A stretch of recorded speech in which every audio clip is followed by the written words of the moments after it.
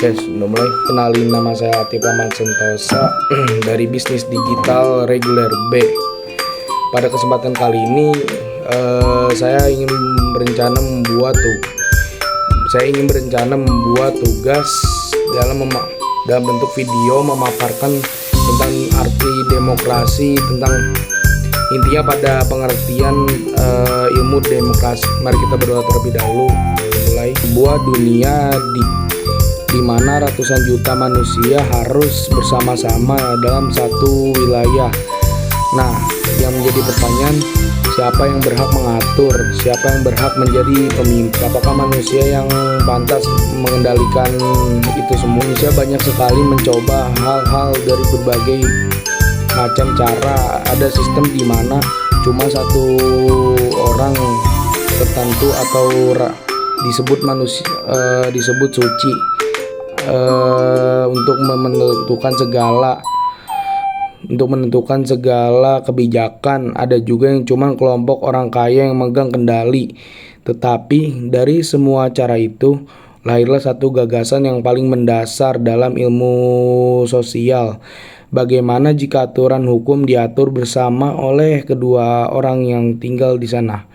Inilah fondasi paling asar kenapa sistem persamaan ini diciptakan.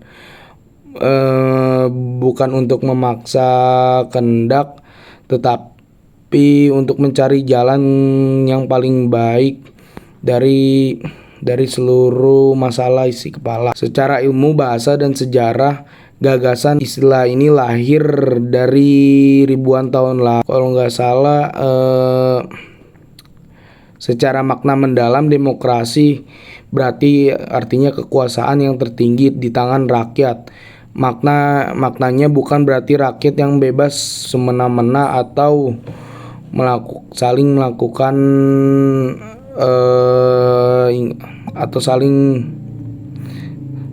berbuat semena-mena. Yang makna aslinya adalah tidak ada satu manusia pun yang menduduki lebih tinggi atau merasa derajat paling tinggi dari di antara yang lain dalam menentukan nasib bangsa. Di dalam ilmu demokrasi ada nilai kesetaraan hak, kebebasan dalam berpikir jernih, dan pembatasan kekuasaan agar pemimpin tidak egois dan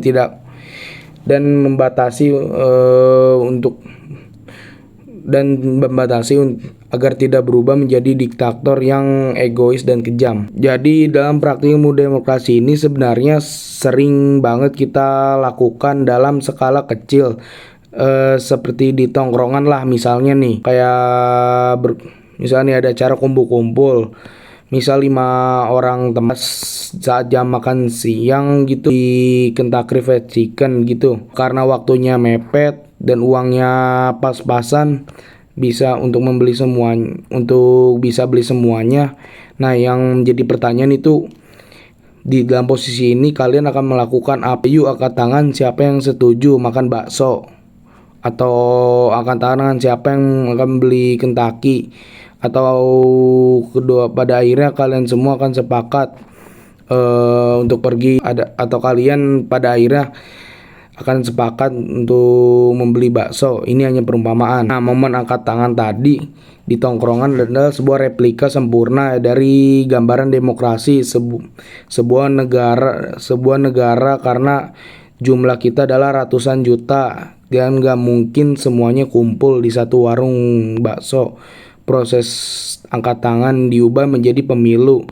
Kita memilih wakil rakyat atau pemimpin presiden untuk memutuskan kebijakan besar. Bedanya kalau di tongkrongan taruhannya hanya perut